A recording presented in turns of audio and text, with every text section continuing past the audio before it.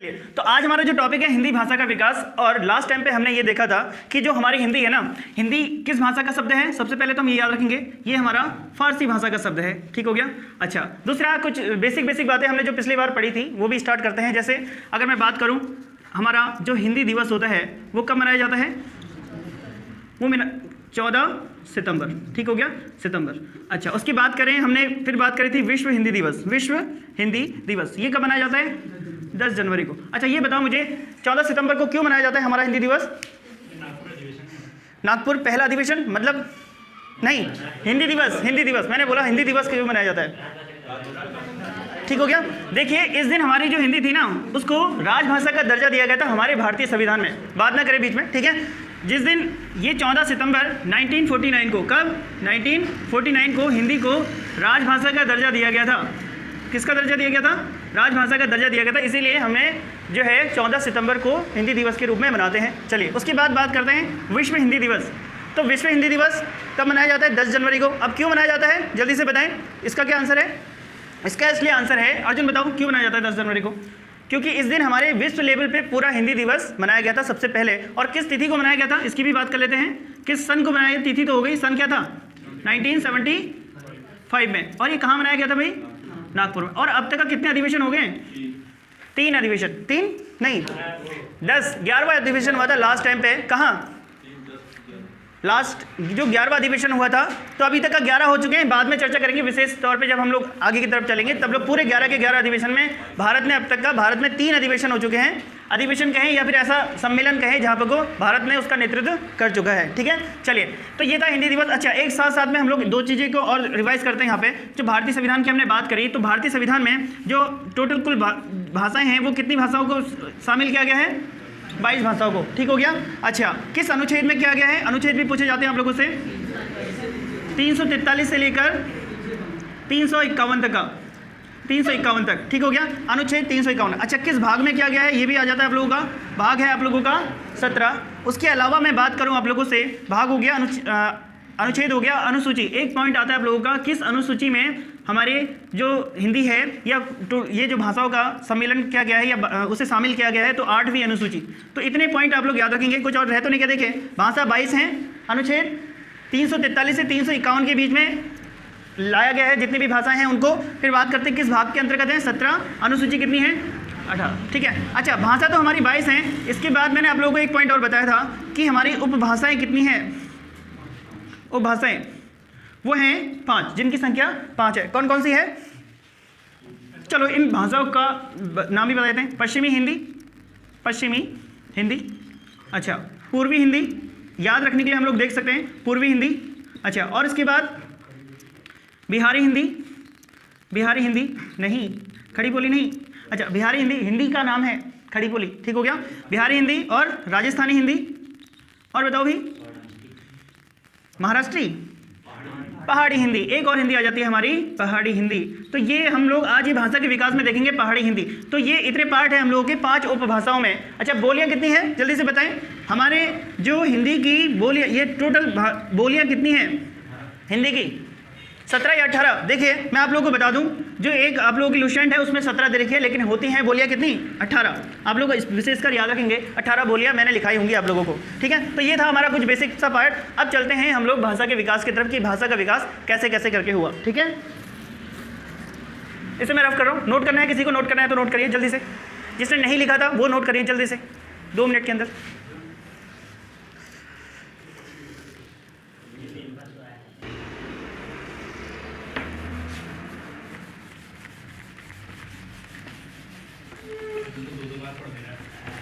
है?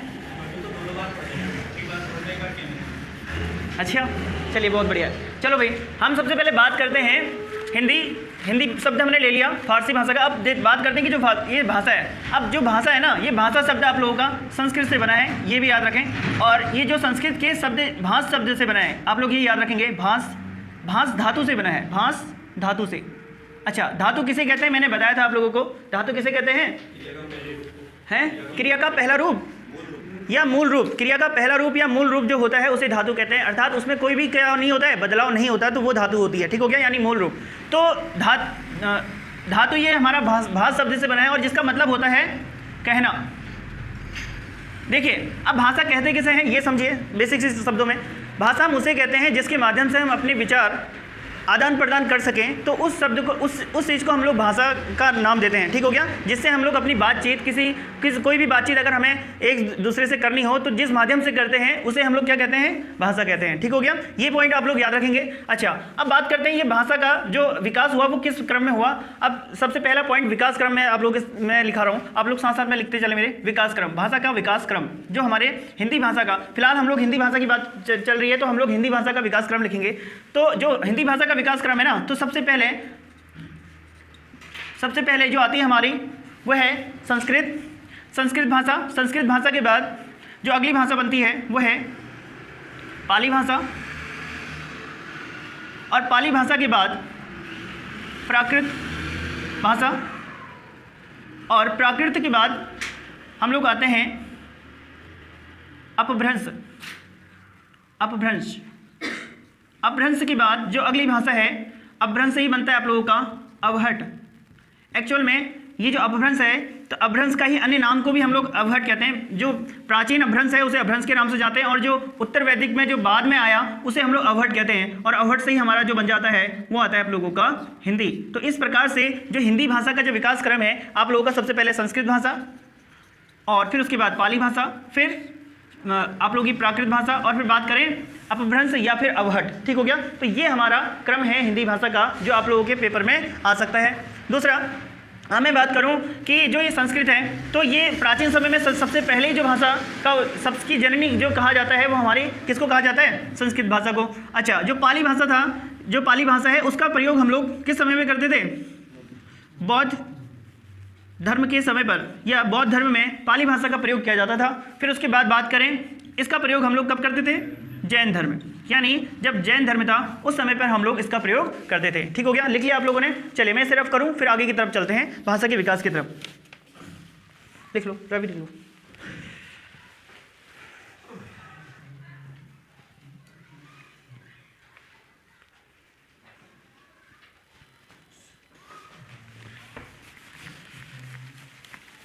जितना हो सके आप लोग मेरे साथ साथ लिखते हुए चलना, ठीक है।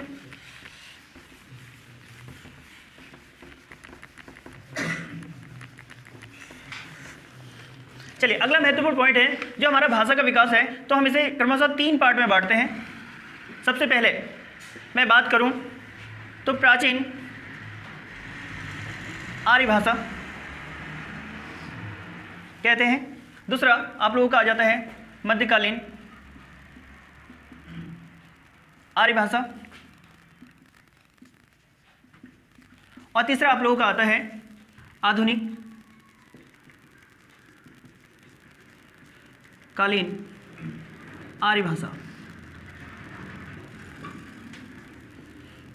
तो ये 3 पार्ट में हम लोग डिवाइड करते हैं हिंदी भाषा के विकास को।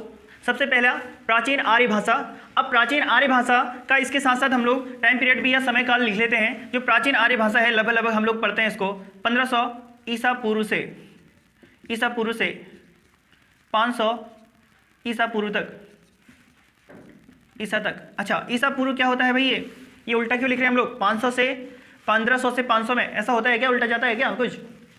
हम 500 से 15 तो पढ़ते ही हैं, लेकिन ये ऐसा क्यों हो रहा है, चलिए इसके बारे में अभी चर्चा करेंगे। पहले इसका टाइम पीरियड लिख लेते हैं। अच्छा और ये जो जाता है मध्यकालीन आप लोगों का, ये 500 ईसा से 1000 ईस्वी तक का।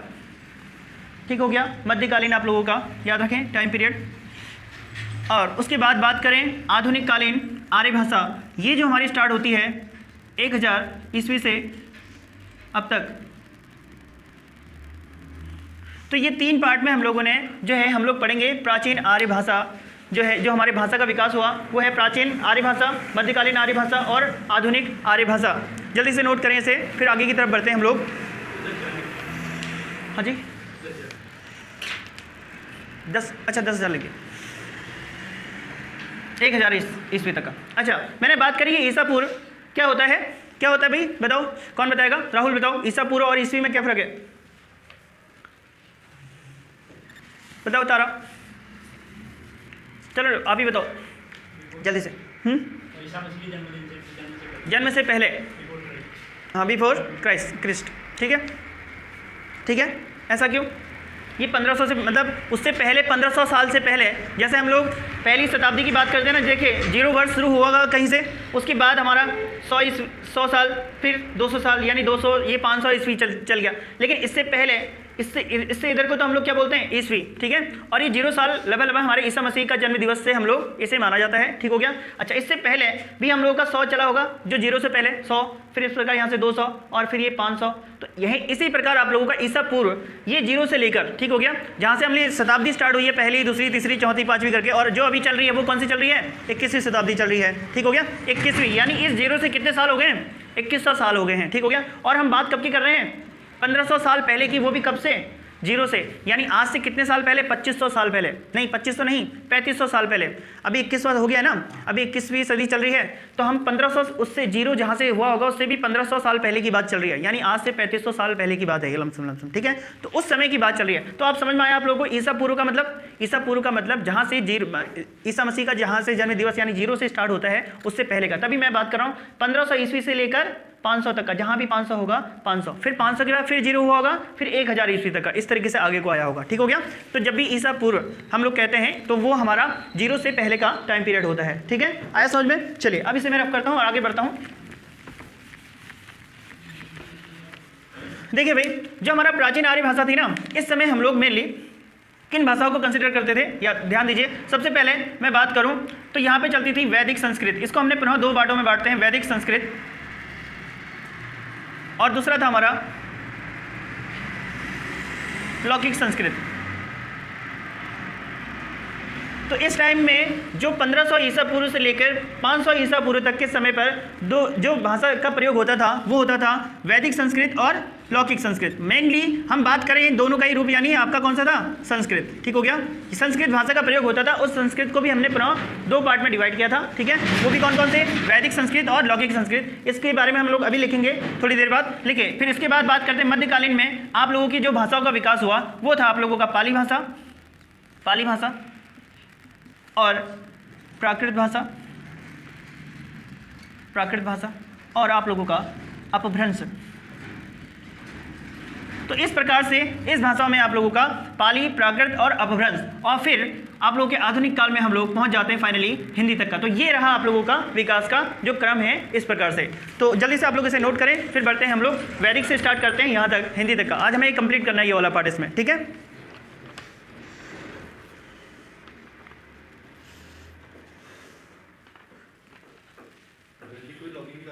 नहीं, वैदिक को लौकिक नहीं कहा जाता है, वो अलग है। वैदिक पहला वाला पार्ट था, जो उत्तर संस्कृत थी उसे हम लोग लौकिक संस्कृत कहते थे। हाँ, मतलब पहले वैदिक संस्कृत मूल रूप से जो संस्कृत थी, प्रॉपर जो संस्कृत बोली जाती थी, फिर लौकिक संस्कृत उसके बाद वाली संस्कृत, ठीक है, उसको नहीं कहा जाता था। चलिए अब जल्दी से आगे बढ़ते हैं और देखते हैं हम लोग। लिखिए आप लोगों ने, देखिए सबसे पहले हेडिंग डालिए आप लोग वैदिक संस्कृत।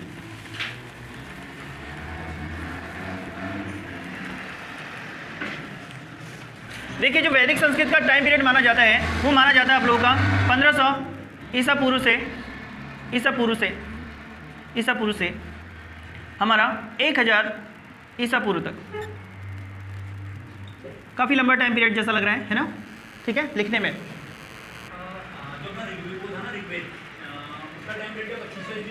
बस अभी बता रहा हूँ, यहीं पे को, हाँ इसी में है, ठीक है। चलिए ध्यान दीजिए, वैदिक संस्कृत। तो वैदिक संस्कृत के समय पर जो संस्कृत है ना हमारा, सबसे पहले तो याद रखें ये हमारे विश्व की सबसे प्राचीनतम क्या है, भाषा है। विश्व की सबसे प्राचीनतम भाषा।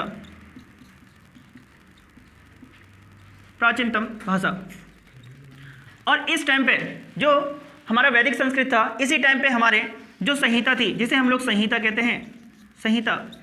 और संहिता का रूप का मतलब मैं बात कर रहा हूँ, जो हमारे 4 वेदों की जो रचना हुई थी वो इसी के टाइम पीरियड जो वैदिक संस्कृत था इसी समय पे हुई थी। वो कौन कौन से थे, सबसे पहले मैं बात करूँ वो कौन सा था आप लोगों का, ऋग्वेद, फिर सामवेद, और फिर बात करते हैं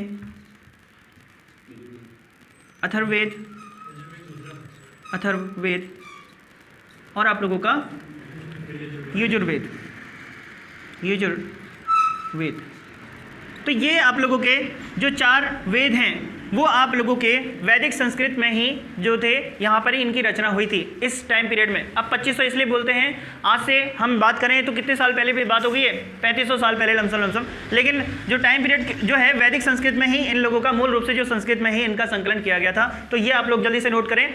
और फिर बात करते हैं हम लोग, संस्कृत हमने जान ली कि विश्व की सबसे प्राचीनतम भाषाओं में से एक है। दूसरा, इसमें संहिता, ऋग्वेद, सामवेद और अथर्ववेद और यजुर्वेद, ठीक हो गया, ये था। अब दूसरा हमारा जो पार्ट आता है वो आता है आप लोगों का किसका, लौकिक संस्कृत। लौकिक संस्कृत, जो लौकिक संस्कृत है आप लोगों की 1000 ईसा पूर्व से 500 ईसा पूर्व तक का, 500 ईसा पूर्व तक का ये चलती है, ठीक है। और यहाँ पे को जो देखो कैमरे में आ रहा है, इससे नीचे नहीं आ रहा होगा, इससे नीचे नहीं। चलो फिर जल्दी से नोट करो, फिर अगले पॉइंट पे चलते हैं।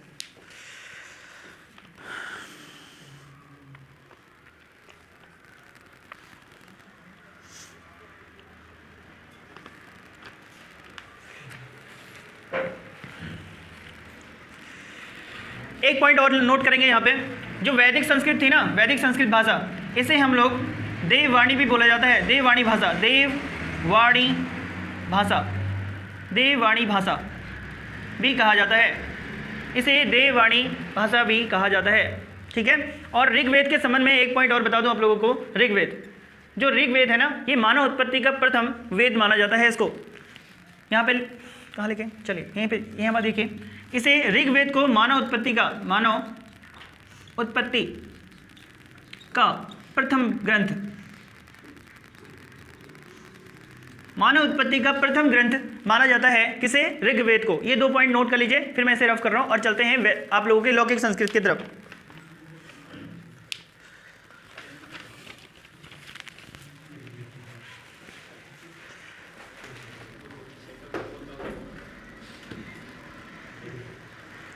कोई भी चीज़ मिस ना करें, सारा आप लोगों के एग्जाम की दृष्टि से सभी चीज़ महत्वपूर्ण है, ठीक है। चलिए रफ करूं, हो गया, सबने लिख लिया ना।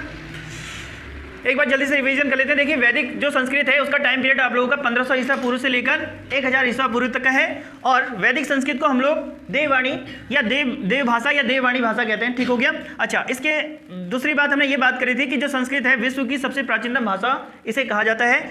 दूसरी बात यहाँ पे को इस टाइम पीरियड के टाइम पर हम लोगों का ऋग्वेद, सामवेद, अथर्ववेद और यजुर्वेद की रचना हुई थी, ठीक। अब बात करते हैं लौकिक संस्कृत की। परमानेंट मार्कर जैसा क्यों हो रहा अभी है? हाँ लग रहा है। चलिए अगला हमारा आता है लौकिक संस्कृत।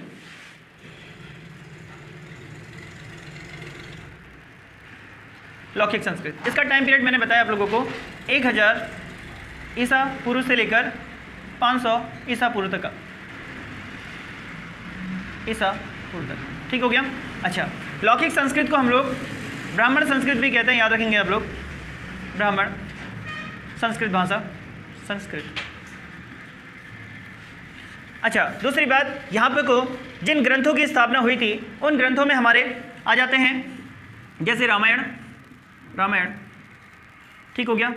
वे आप लोगों के महाभारत, महाभारत, और बात करें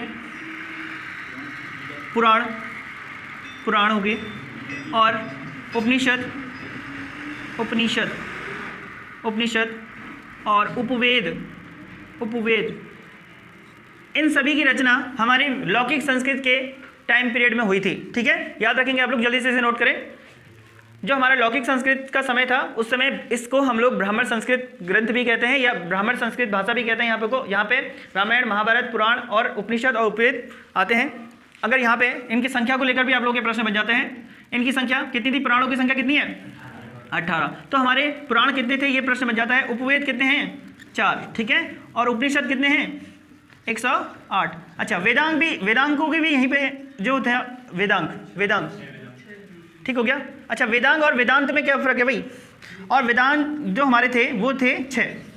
ये संख्या को लेकर भी आप लोगों के प्रश्न यहाँ पे बन जाते हैं। चलिए बताइए, वेदांत और वेदांग, देखिए वेदांत जो है ना, वेदांत मतलब उपनिषद ही को कहते हैं। उपनिषद का उपनाम है, कभी भी मिस मत करना। वेदांत लिख लीजिए आप लोग, वेदांत, वेदों का अंत, उपनिषद, ठीक हो गया। उपनिषद होता है, अगर वेदांत आता है तो आप लोगों के 108 ही होंगे, ठीक है। वेदांग आएगा तो आप लोगों के 6 हो जाएंगे, ठीक है, याद रखेंगे आप लोग। यहाँ पे ऑब्लिक करके आप लोग नोट कर लीजिए, उपनिषद को वेदांत कहते हैं, वेदांत, ये वेदांग है, हाँ ये वेदांग है, वेदांग 6 है, वेदांत आपके 108 होंगे, ठीक है।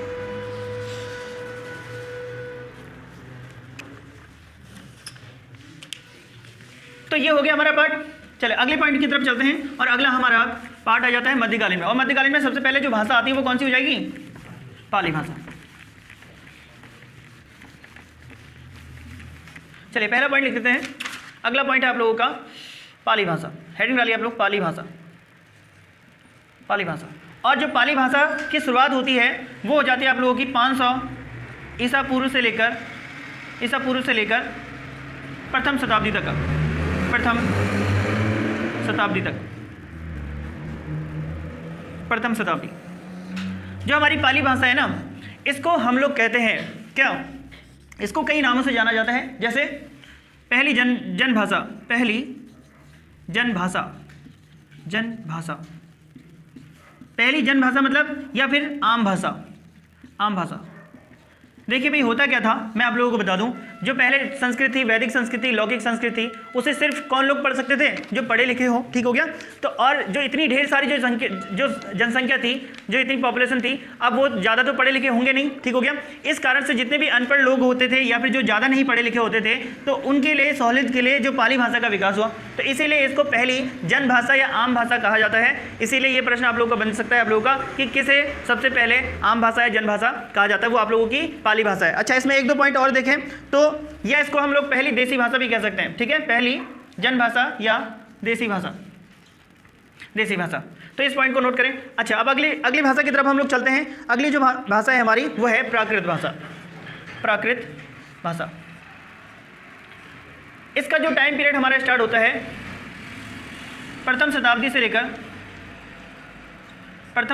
लेकर आप लोगों का ये आ जाता है आप लोगों का 500 ईस्वी तक का, 500 ईस्वी तक, 500 ईस्वी तक, ध्यान रखें। अच्छा, पाली भाषा का प्रयोग मैंने पहले भी बता दिया था आप लोगों को, किस धर्म के द्वारा किया गया था? बौद्ध धर्म के द्वारा, ठीक हो गया, बौद्ध धर्म के द्वारा। अच्छा, प्राकृत भाषा का प्रयोग जैन धर्म के द्वारा, ठीक है, जैन धर्म के द्वारा। तो ये पॉइंट आप लोग नोट रखें। अच्छा, मैंने बात करी जो प्राकृत भाषा है, इसका टाइम पीरियड प्रथम शताब्दी से लेकर 500 ईस्वी तक का। अच्छा, इस भाषा को भी अनेक नामों से जाना जाता है, अनेक नाम तो नहीं कहेंगे, फिर भी इस भाषा को ये कैसी भाषा थी भाई? इसमें क्या हुआ था, जो लोग पाली भाषा से जो पढ़े लिखे लोग थे, तो उन लोगों ने यहाँ पे कुछ ग्रंथों की स्थापना करी या कुछ ग्रंथ लिखे, और उन ग्रंथों में जो जैनी लोग थे, वो पढ़े लिखे लोग थे, तो इनको यहाँ पर ये बीच की भाषा कहा जाता है इसको, इसलिए इसको मलेच्छों की भाषा कहते हैं, याद रखना, मलेच्छों, मलेच्छों, मलेच्छों की भाषा। साथ ही इसे हम लोग स्वतंत्र भाषा, या इसका एक अन्य नाम और है नैसर्गिक भाषा, नैसर्गिक भाषा। इसे इतने नामों से जाना जाता है, आप लोग नोट करें इनको। मलेच्छों की भाषा, स्वतंत्र भाषा, नैसर्गिक भाषा, हम लोग कहते हैं प्राकृतिक भाषा को। मतलब जो कुछ पढ़े लिखे होते हैं, और नहीं गया गुजरा नहीं, कुछ नहीं, मतलब ठीक ठाक होते हैं ये पढ़े लिखे, जो लिख लेते हैं, संस्कृत भी लिख लेते हैं और वो भी लिख लेते हैं, मतलब जाने पढ़े लिखे हैं लोग हैं। और आम भाषा मतलब जो बिल्कुल हर कोई जिसे बोल सकता है, नॉर्मली जो व्यक्ति बोल सकता है, उसे हम लोग कहते हैं। तो इस प्रकार से हम लोगों का पाली हो गया, प्राकृत हो गया, आप लोगों का वैदिक, लौकिक, ये सारी भाषाएं हमारी कंप्लीट हो गई। चलिए मैं इसे रफ करता हूँ और आगे की तरफ हम लोग चलते हैं। अगली भाषा आप लोगों की स्टार्ट हो जाती है अपभ्रंश।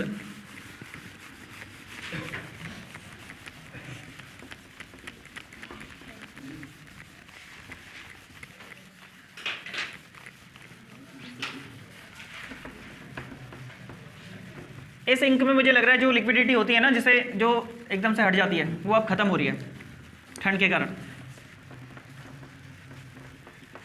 चलो भाई, अब हमारा जो अगला जो पार्ट है, हम लोग पहुंच गए मध्यकालीन में। मध्यकालीन में मैंने अपभ्रंश पार्ट का यूज करा था लास्ट में। आप लोग अब हम आ जाते हैं अपभ्रंश में। अपभ्रंश भाषा, ठीक हो गया भाई। इसकी शुरुआत कब से हो गई थी? 500 ईस्वी से। हालांकि इसकी शुरुआत पहले से ही हो गई थी और ये 500 ईस्वी से शुरुआत होते होते अब मैं इसको इसी में ऐड कर लेते हैं, किसको? हिंदी को भी, और अब तक का, इसको हम लोग अब तक मान लेते हैं, ठीक है, अब तक। अच्छा देखो भाई, अपभ्रंश का मतलब क्या होता है? सबसे पहले हम लोग जानेंगे अपभ्रंश। अपभ्रंश मतलब जिसका टूट जाना, जिसके कोई नियम कानून नहीं होते हैं, या गिरी हुई भाषा, बिगड़ी हुई भाषा, या गिरी हुई भाषा हम लोग कहते हैं इसे, बिगड़ी भाषा, बिगड़ी भाषा, ठीक हो गया, जिसके कोई नियम कानून ना हो, जिसके कोई नियम कानून ना हो,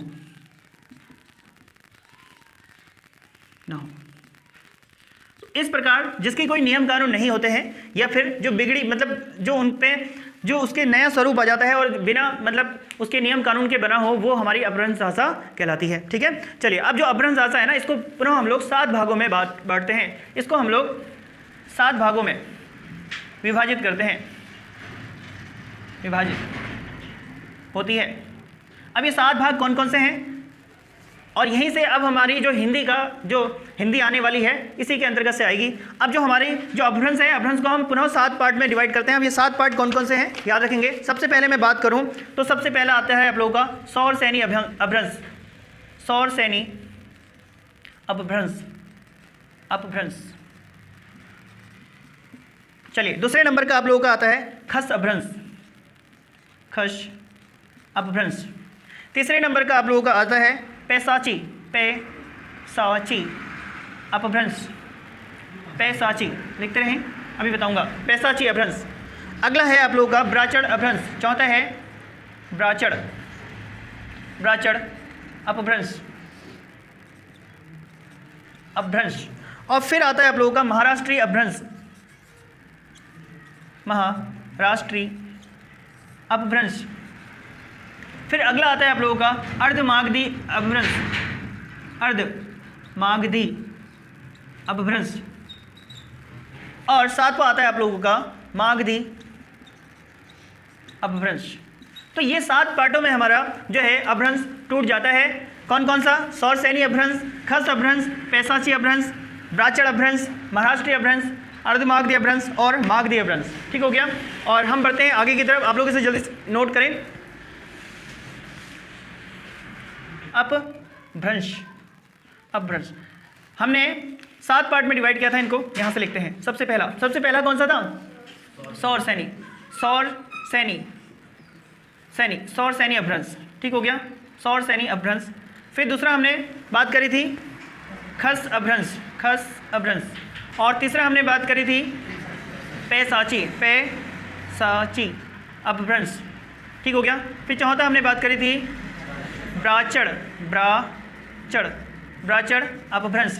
फिर हमने बात करी है महाराष्ट्री, महाराष्ट्री अपभ्रंश, ठीक है। अच्छा, फिर हमने छठे नंबर पे अर्धमागधी, अर्धमागधी अपभ्रंश। फिर बात करते हैं लास्ट में हमारा जो था मागधी, मागधी अपभ्रंश, ठीक है, अपभ्रंश। तो इतने पार्ट में देखिए, अब कहानी तो आप लोगों की ये 7 तो याद करनी है, अब होती है स्टार्ट, ठीक है। अभी हमने इससे पहले सबसे पहले हमने ये जाना था कि जो हमारी हिंदी है, हिंदी को हम लोग 5 नहीं, टोटल जो हमारी हिंदी की जो उपभाषाएं वो कितनी हैं? 5 है।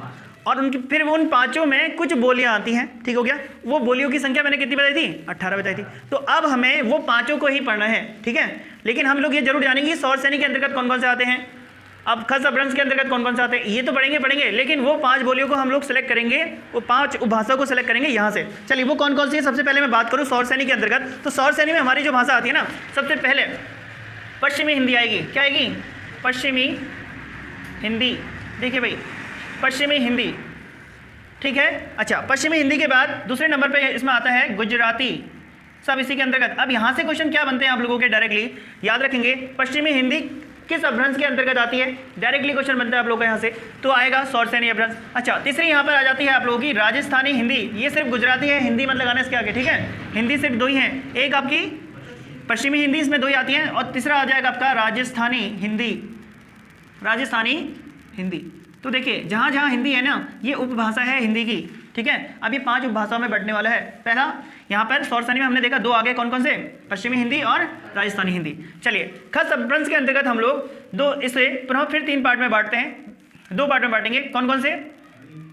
अच्छा, इसमें हम एक ही पार्ट ले लेंगे पहाड़ी हिंदी का, पहाड़ी हिंदी। तो यहाँ पर सिर्फ आप लोगों की पहाड़ी हिंदी आ जाएगी खज़ में, ठीक है, ये पहाड़ी हिंदी। अच्छा, अगला पॉइंट आ जाता है पैसाची के अंतर्गत हम लोग पंजाबी और लहजा को लेते हैं। पंजाबी भाषा, पंजाबी भाषा और लहंदा। अच्छा, फिर ब्राचड़ में हम लोग ले लेते हैं सिंधी भाषा को, सिंधी। और फिर बात करते हैं महाराष्ट्री में हम लोग ले लेते हैं मराठी को। मराठी का जन्म कहाँ से हुआ, प्रश्न आ जाता है, यह मराठी कहाँ की है? महाराष्ट्र की, ठीक हो गया। अच्छा, अर्धमागधी के अंतर्गत हम लोग देखते हैं सबसे पहला यहाँ पर आता है भाई आपका पूर्वी हिंदी। फिर से आप लोगों की एक हिंदी और आ गई, पूर्वी हिंदी, ठीक है। फिर यहाँ पे को अर्धमागधी में हम इसी को लेंगे, पूर्वी हिंदी को। फिर आता है मागधी में। मागधी में हमारी 4 भाषाएं आ जाती हैं, जैसे बांग्ला, ठीक है, असमिया, ठीक है। उसके बाद आ जाती है उड़िया, और लास्ट में आप लोगों की बिहारी हिंदी, चौथी। फिर से आप लोगों की एक हिंदी और आ गई, बिहारी हिंदी।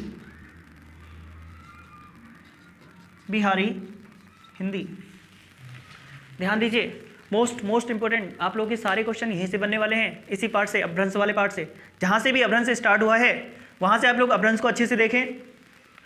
मैंने बात करी सौर सैनी अपभ्रंश के अंतर्गत पश्चिमी हिंदी, गुजराती और राजस्थानी। फिर बात करते हैं खस अपभ्रंश के अंतर्गत पहाड़ी हिंदी। फिर पैसाची अपभ्रंश के अंतर्गत पंजाबी और लहंदा। और ब्राचड़ में सिंधी भाषा, महाराष्ट्री में मराठी, अर्धमागधी में पूर्वी हिंदी, और मागधी में आपका बांग्ला, असमिया, उड़िया और बिहारी। अब जरा ध्यान दीजिए, जो मैंने बात करी थी, जो हमारी हिंदी की उपभाषा है उनकी संख्या कितनी है? 5। अब जरा इनको राउंड कर दीजिए। देखिए, एक मिल गई हमें पश्चिमी हिंदी, और दूसरी राजस्थानी, तीसरी हिंदी, पहाड़ी हिंदी, और फिर बात करें पूर्वी हिंदी और बिहारी हिंदी। तो देखिए, ये 5 उपभाषाओं में विभाजन हुआ है हमारी हिंदी का। अब हम लोग बात करते हैं, अगला पॉइंट आ जाता है आप लोगों का बोली का। अगला पॉइंट आ जाता है आप लोगों का बोली। अब बोली कितनी है? 18। अब हिंदी की बात चल रही है सिर्फ, ठीक है, हिंदी की उपबोलियाँ। अब पश्चिमी के अंतर्गत कौन कौन सी बोली बोली जाती है, राजस्थानी के अंतर्गत कौन कौन सी बोली बोली जाती है, तो ये सारे क्वेश्चन आप लोगों के इस वाले पार्ट से बनेंगे। जल्दी से आप लोग इसे नोट करें, फिर जल्दी से चलते हैं हम लोग आपके बोलियों की तरफ, ठीक है। तो जल्दी से हम लोग इसे अब चलते हैं आगे की तरफ, और आगे हम लोग इनकी उप बोलियाँ देख लेते हैं कि किसके अंतर्गत कौन कौन सी बोली आती है।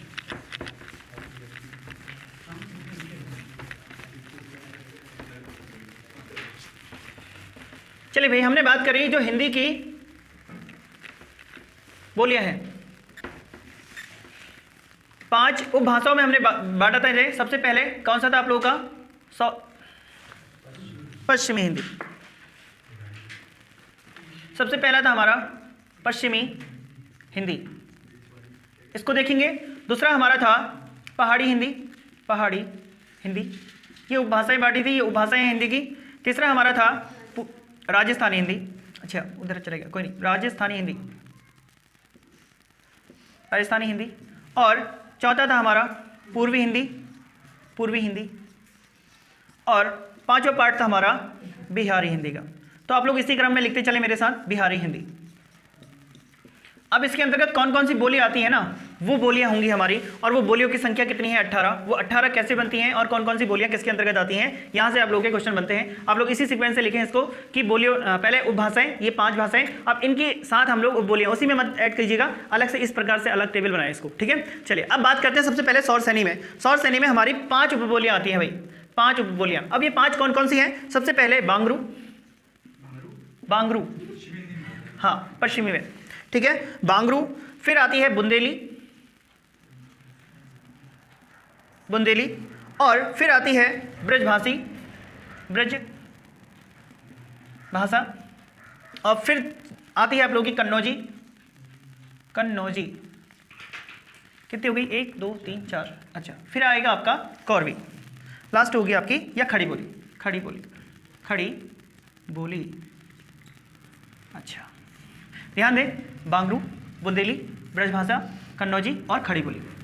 अब देखो, जो हम हिंदी कहते हैं ना, वास्तव में जिसे हम हिंदी कहते हैं, हिंदी हमारी किसे कहते हैं? खड़ी बोली को हम प्रॉपर हिंदी हम खड़ी बोली को कहते हैं ना। अच्छा, खड़ी बोली को ही कौरवी भी बोला जाता है। क्या बोला जाता है? कौरवी, बहुत बार क्वेश्चन में आ चुका है। कौरवी किसे बोलते हैं? खड़ी बोली को बोलते हैं। अच्छा, खड़ी बोली को बोलते हैं। साथ ही जो कौरवी है ना, कौरवी किसे कहा? खड़ी बोली को कौरवी किसने कहा? राहुल सांस्कृत्यायन ने कहा। ये क्वेश्चन बन जाता है आप लोगों का, राहुल सांस्कृत्यायन। ठीक हो गया? राहुल सांस्कृत्यायन के द्वारा हमारी खड़ी बोली को कौरवी कहा गया है। ये क्वेश्चन आप लोगों का बन सकता है, नोट करें इसको। अगला आता है आप लोगों का पहाड़ी हिंदी। पहाड़ी हिंदी में हम लोग इसे 3 पार्ट में डिवाइड करते हैं। सबसे पहला आ जाता है आप लोगों का कुमाऊनी हिंदी, कुमाऊनी हिंदी या कुमाऊनी। दूसरा गढ़वाली, गढ़वाली। और तीसरा आप लोगों का आ जाता है नेपाली। तो ये 3 उपभाषाओं में आप लोगों का पहाड़ी हिंदी आ जाता है। फिर बात करते हैं राजस्थानी। राजस्थानी में हम लोग पुनः इसको 4 पार्ट में डिवाइड करते हैं। ये 4 आ जाती हैं। ये 4 कौन कौन सी? मारवाड़ी, मारवाड़ी, मेवाड़ी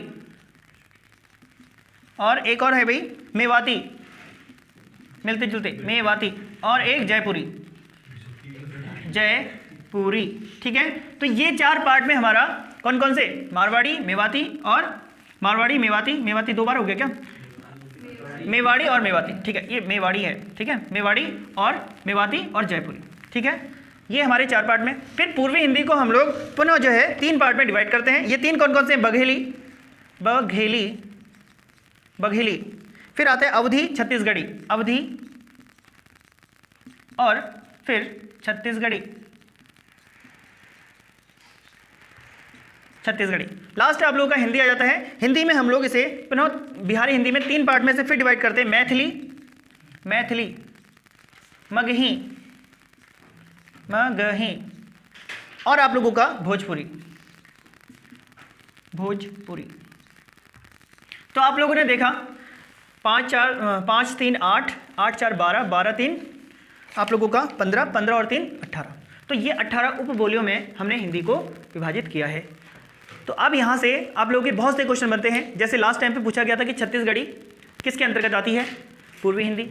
और फिर कभी कभी ये भी पूछ लेगा पूर्वी हिंदी किसके अंतर्गत आती है? ठीक है, आ रहा है आपको समझ में? पहले भागों के भाग फिर उपभाग आप लोगों को अच्छे से याद रखने हैं। ठीक है, तो यहाँ पे इस प्रकार से प्रश्न पूछ लेगा आप लोगों से कि आप लोगों का चलो ये तो बेसिक है, आप लोग बता दोगे पहाड़ी के अंतर्गत आता है। जयपुरी हो गया। अब ये बेसिक इसलिए क्योंकि हमें पता है हम लोग यहाँ से पहाड़ी निवास करते हैं। इस हिसाब से हम लोगों को पता है ये वाले पहाड़ी क्षेत्र के अंतर्गत पहाड़ी आती है, फिर वो हो गया। ठीक है, अच्छा थोड़ा सा आप लोग जरा ध्यान दें थोड़ा, जो यहाँ पे राजस्थानी में भी सीखने के लिए आसानी है। देखो सारे नाम किससे हैं? जैसे मारवाड़ी, मेवाड़ी और मेवाती, तीनों एक जैसे मिलते जुलते हैं। और फिर एक आपको जयपुरी, तो जयपुरी भी आप लोग राजस्थान से बिलोंग करता है, आप लोगों को पता है। तो अच्छा, बघेली, अवधी और छत्तीसगढ़ी, यहाँ से बहुत बार क्वेश्चन आते हैं। और मैथिली, मगही, लास्ट टाइम पे मैथिली मगही से भी पूछा गया था कि ये किसके अंतर्गत आते हैं। ठीक हो गया, तो ये था हमारा हिंदी भाषाओं का टोटल, किस प्रकार से हमारी हिंदी भाषाओं का विकास हुआ और किस प्रकार से कितनी कितनी उपभाषाएं हैं, कौन कौन सी उपबोलियां हैं, ये हमने सब जान लिया है। चलिए फिर अगली क्लास में हम लोग चलेंगे। आप लोग ये जो बोली है किसे कहते हैं, भाषा किसे कहते हैं, इसको भी सीखेंगे डिटेल में अगली क्लास में। ठीक।